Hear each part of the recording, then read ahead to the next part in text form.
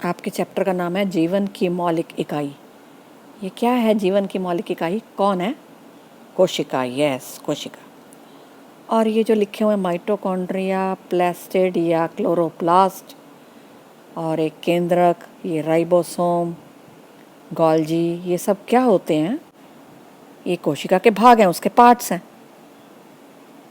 जिनसे कोशिका बनी होती है। दो तरह की कोशिकाएं हमें पता है, पादप और जंतु कोशिका। ये जो कोशिका बनी हुई है, ये कौन सी कोशिका है? पादप कोशिका या जंतु कोशिका? क्या? पादप कोशिका, बिल्कुल सही, क्योंकि इसमें दो दीवारें दिख रही हैं, भित्ति और झिल्ली। इसका मतलब केंद्रक बेचारा एक साइड में पड़ा होगा। ये सब पहचान है पादप कोशिका की।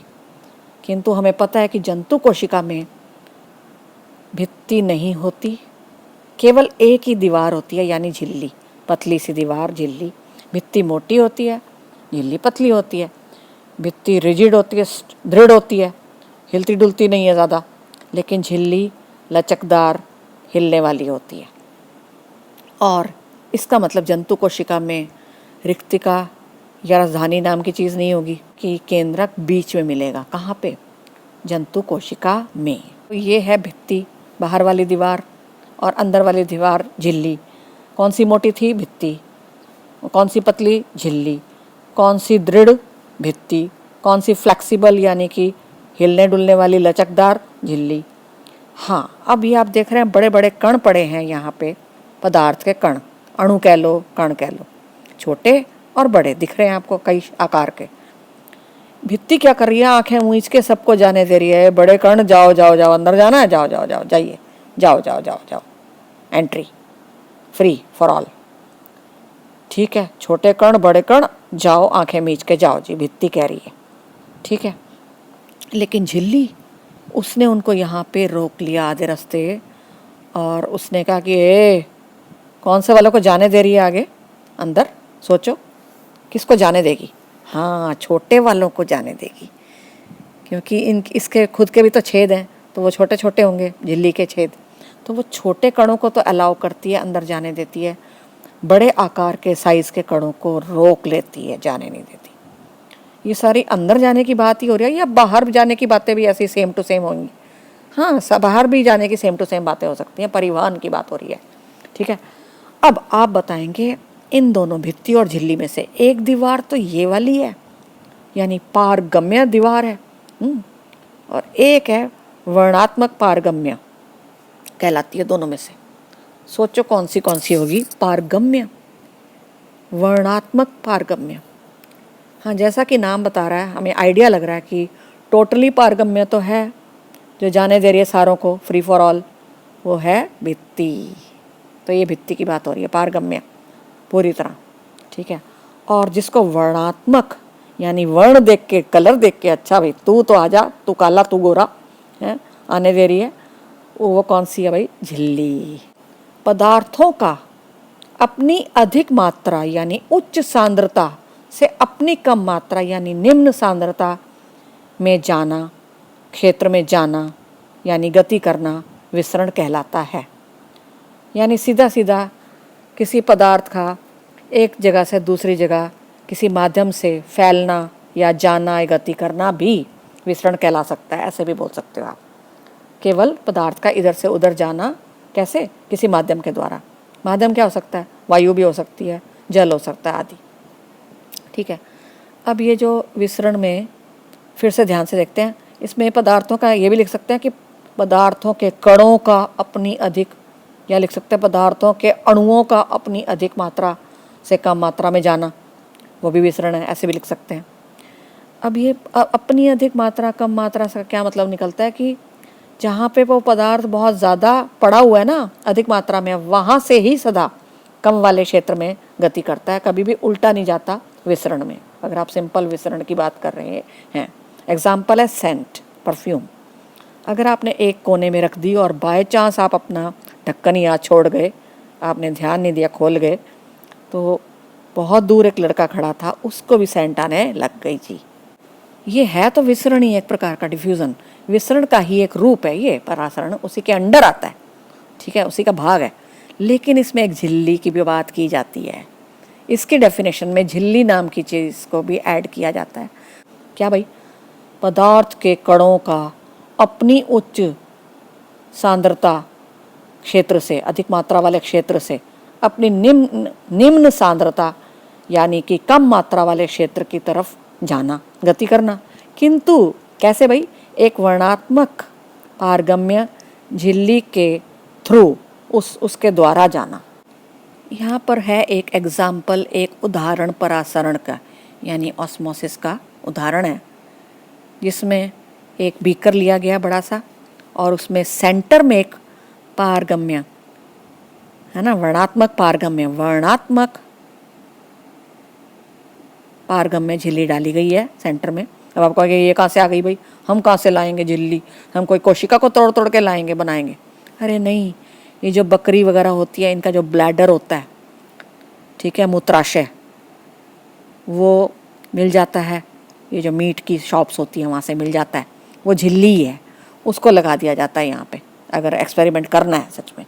ठीक है, तो यहाँ पे दिख रहा है हमें शुद्ध जल वाला इलाका, ये शुद्ध जल का क्षेत्र है, और ये है चीनी का घोल। क्या चीनी होगी? या नमक भी हो सकता है, नमक का भी हो सकता है भाई, नमकीन पानी ले लो या चीनी वाला पानी ले लो। घोल का दूसरा नाम क्या होता है? घोल को और क्या बोलते हैं भाई? विलयन। यस, अनदर नेम इज विलयन।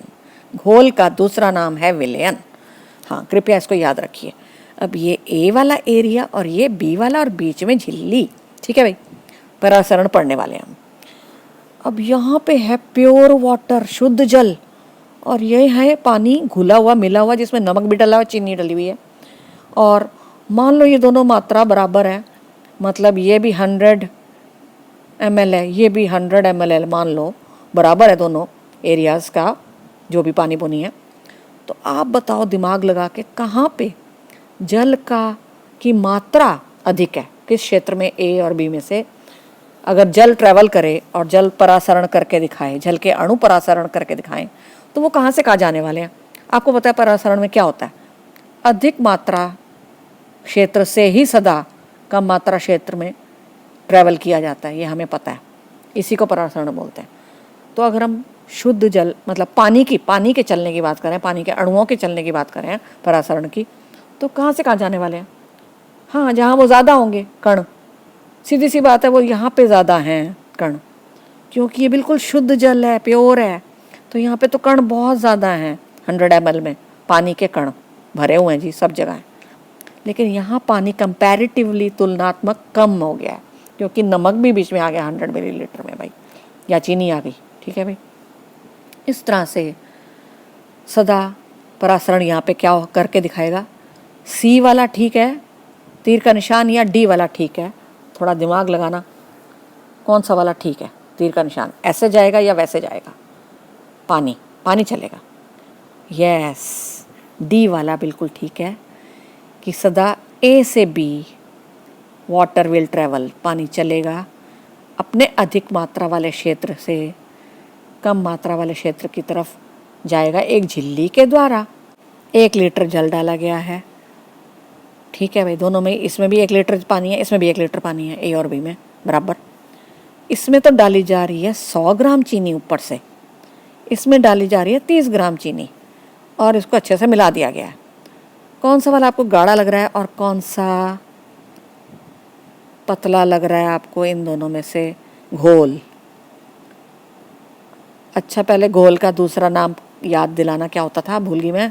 हाँ, विलयन।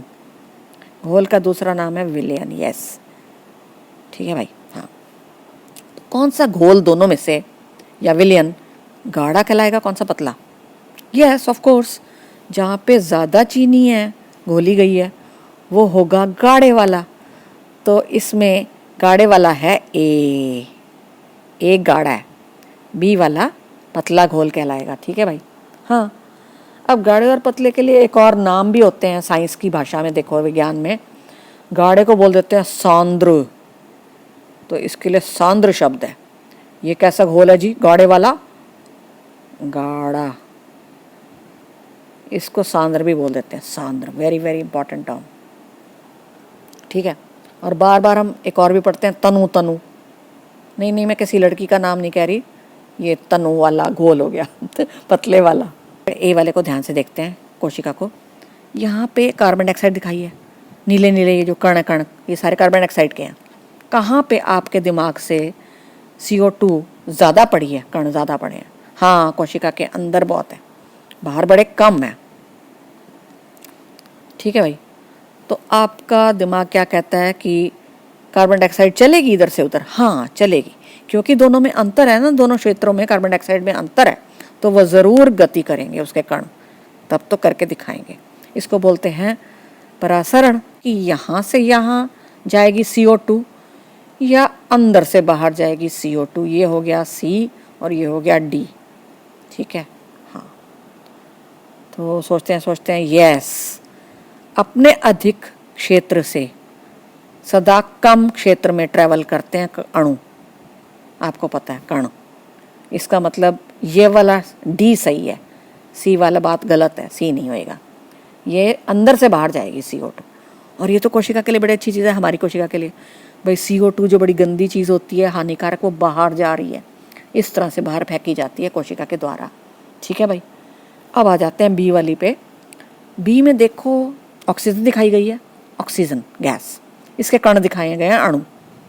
यहाँ पे ज़्यादा बाहर को और अंदर बड़े कम। तो खुद सोचो कहाँ से कहाँ ट्रैवल करेगी? हाँ, वर्णात्मक पारगम्य झिल्ली ये रही, और इसके द्वारा ये अंदर को घुसेंगे, कण भागेंगे। इसको बोलते हैं परासरण। यहाँ भी परासरण होके दिखा रहा है, एग्जाम्पल है ये परासरण के दोनों ही। और इसमें क्या हो रहा है, कोशिका को CO2 नहीं, ऑक्सीजन मिल रही है, जो उसके लिए प्राणदायी है। ए में देखो तो चीनी का घोल है, यानी विलयन है, चीनी वाला घोल। ठीक है, गाढ़ा गाढ़ा, ये काफ़ी गाढ़ा है, ये मान के चलो काफ़ी गाढ़ा है ये घोल। ठीक है, B वाले में इन्होंने दिखाया है कि पानी कोई डला हुआ है एक प्रकार का, लेकिन वो कैसा है भाई, कोशिका द्रव्य के बराबर गाढ़ा घोल डाला गया यहाँ। यानी कि ये वाला और अंदर का द्रव्य बिल्कुल बराबर मात्रा में है गाढ़े, मतलब ये भी जितना गाढ़ा है उतना ही गाढ़ा ये भी है, ऐसे मानो। ठीक है, C को देखो, C में बाहर है शुद्ध जल, यहाँ पे प्योर वाटर, शुद्ध जल पड़ा हुआ है, और अंदर है ये कोशिका, ये कोशिका कोशिका कोशिका। ठीक है, दिखाई गई है। अब ये तीन चीज़ें लिखी गई हैं, संपरासारी विलयन, अल्प परासरण विलयन, अति परासरण विलयन। बताएंगे आप A, B और C में से कौन सा वाला घोल यानी विलयन संपरासारी कहलाएगा, कौन सा अल्प परासरण कहलाएगा घोल यानी विलयन, और कौन सा अति परासरण कहलाएगा। दिमाग लगाओ, दिमाग। हाँ, जैसा कि नाम बता रहा है, ये देखो अल्प परासरण, इन तीनों में से कौन सा वाला घोल होगा? अल्प परासरण वाला घोल, बाहर वाले घोल की बात हो रही है। हाँ, अल्प मतलब कम, जिसकी गाढ़ापन कम हो सबसे, वो है शुद्ध जल। यस, शुद्ध जल का गाढ़ापन कोशिका से कम है, कोशिका के द्रव्य से, द्रव्य की बात हो रही है, उससे कंपेयर कर रहे हैं, यानी द्रव्य को बाहर के घोल से कंपेयर कर रहे हैं हम यहाँ पे। तो द्रव्य गाढ़ा और ये पानी पतला, तो पानी पतला है ना, कम है, इसका मतलब अल्प परासरण घोल कौन से वाला है? शुद्ध जल यानी C वाला। अच्छा जी, रह गए समपरासारी। सम का मतलब ही क्या होता है? समान, बराबर। तो सोचो A और B रह गए हैं, इनमें कौन से में बराबर ही की बात हो रही है? हाँ, B में कोशिका का द्रव्य एंड बाहर वाला द्रव्य बिल्कुल बराबर गाढ़ापन लेके बैठे हुए हैं, दोनों का गाढ़ापन कति बराबर है। ठीक है भाई, बराबर है, इसका मतलब ये है समपरासारी विलयन। कौन सा बच गया? हाँ, अति परासरण घोल रह गया, यानी विलयन रह गया, वो A वाला है। और अति का मतलब ही बहुत ज़्यादा। हाँ, ये बहुत ज़्यादा गाढ़ा है, ये अंदर वाले द्रव्य से अधिक गाढ़ा है, अधिक, इसलिए इसको अति परासरण घोल कहा गया है। एक ही गति देखते हैं। बाहर है बहुत गाढ़ा वाला घोल, इसमें A वाले में, अंदर है पतला घोल यानी तनु, पतला घोल। तो सोचो पानी कहाँ पे ज़्यादा है? पानी की मात्रा, हाँ, पानी की अगर देखो ना कणों को, तो वो अंदर ज़्यादा है, पानी ज़्यादा है, और बाहर पानी कम है, क्योंकि बाहर चीनी वीनी घुस गई है उसके अंदर। तो मूवमेंट यहाँ से यहाँ होगी, पानी के अणु, पानी के कण बाहर की तरफ चलने लग जाएंगे और थोड़ी देर में हम देखेंगे कोशिका बिल्कुल पिचकने लग जाएगी, दबने लग जाएगी, सिकुड़ने लग जाएगी। और क्योंकि समपरासारी विलयन लिया गया यहाँ पे, तो यहाँ पे कोई गति हमें नज़र नहीं आने वाली। लेकिन यहाँ पे देखो सी वाले में, इसमें उल्टा होगा ए का। कैसे भाई? कि बाहर है शुद्ध जल, प्योर वाटर, इसका मतलब जल के अणु बहुत ज़्यादा हैं बाहर, उनकी मात्रा। और अंदर देखो कोशिका के तो जो द्रव्य है उसमें और भी तो चीज़ें आ गई, बहुत सारी चीनी वीनी आ गई, शर्करा वर्करा और खनिज वनिज आ गए, तो वो गाढ़ा हो गया, कंपैरेटिवली गाढ़ा तुलना करो तो। इसलिए पानी अंदर को घुसेगा इसमें, ठीक है भाई। इसमें अंदर घुसता है, इसमें बाहर को जाता है, दोनों में फ़र्क है बहुत। क्योंकि इसमें पानी अंदर को घुस रहा है तो कोशिका का क्या होने वाला है, सोचना क्या होने वाला है। हाँ, कोशिका का आकार बदलेगा, वो फूलने लग जाएगी और फट जाएगी। आओ सिखाएं तुम्हें अंडे का फंडा, आओ सिखाएं तुम्हें अंडे का फंडा। ये अंडा है, यस, कितना अजीब लग रहा है। और इसका बाहर का बेचारा गायब है, कवच। हाँ, तो ये कवचहीन अंडा दिखाया गया है और ये हम आसानी से घर में भी बना सकते हैं, बड़ा आसान है। कैसे भाई? कि इसको विनेगर यानी सिरके, आपकी मम्मी वो सिरका डालती हैं, अचार वचार डालती हैं, सिरके के घोल में डाल दो, कुछ टाइम के लिए रख दो, गाढ़ा सिरका होना चाहिए, तो ये बाहर का सारा घुल वुल जाएगा और ये अंदर का बेचारी झिल्ली वाला अंडा नज़र आ जाएगा आपको, साक्षात रूप। या फिर आप इसको HCl यानी हाइड्रोक्लोरिक अम्ल तनु वाले में, हल्के वाले में डालो, कुछ टाइम तक रखो तो बाहर का कवच खा लिया जाएगा। परासरण की परिभाषा भी यही कहती आ रही है, ऑस्मोसिस की परिभाषा जो हम करे जा रहे हैं कि सदा अधिक मात्रा क्षेत्र से पानी चलेगा, गति करेगा कम पानी वाले इलाके में, झिल्ली के द्वारा झिल्ली वाले भाग से जाएगा। इसको बोलते हैं परासरण, ऑस्मोसिस, ठीक है भाई। तो यानी पानी इसमें घुसता जाएगा। ये ए वाली बात गलत है, ये अंदर घुसेगा पानी बहुत सारा, इसमें घुस जाएगा और ये फूल जाएगा। और बीकर में डाली हुई है किशमिश यानी सूखे हुए ग्रेप्स, अंगूर, ठीक है, और शुद्ध जल डाला गया आसपास, ठीक है।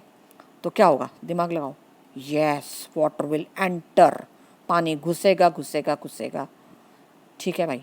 उससे ये फूलेगी, ये फूल जाएगी, तो हमें फूली हुई किशमिश मिल जाएगी। इसका मतलब परासरण हुआ है, ठीक है। किशमिश की जगह खुबानी, सूखी हुई खुबानी भी डाल लेते हैं। ये वाली ए वाली अगर है तो कौन सी वाली है? हाँ, क्योंकि 2 दीवारें हैं तो ये है पादप कोशिका, यस। और ये बी वाली कौन सी है भाई? जंतु कोशिका, क्योंकि ये बिना डबल दीवार के सिंगल दीवार वाली है, केवल झिल्ली, ठीक है। अब ये दोनों पानी में यानी शुद्ध जल में गोते खा रही हैं, पानी इसमें घुसने लग जाएगा, दोनों में ही घुसेगा, राइट, ठीक है। तो ये क्या होगा, इन दोनों का क्या होगा? ये फूलेंगी।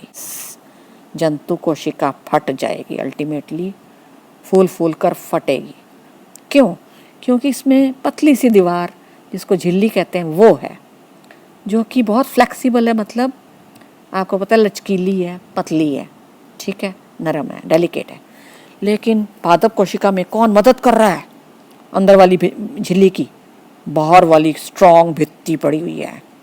वो कहती है ए कितना फूलेगी, पड़ रहा है जहाँ पे पड़ी है, क्योंकि वो दृढ़ है, वो आगे ज़्यादा फूलने ही नहीं देगी।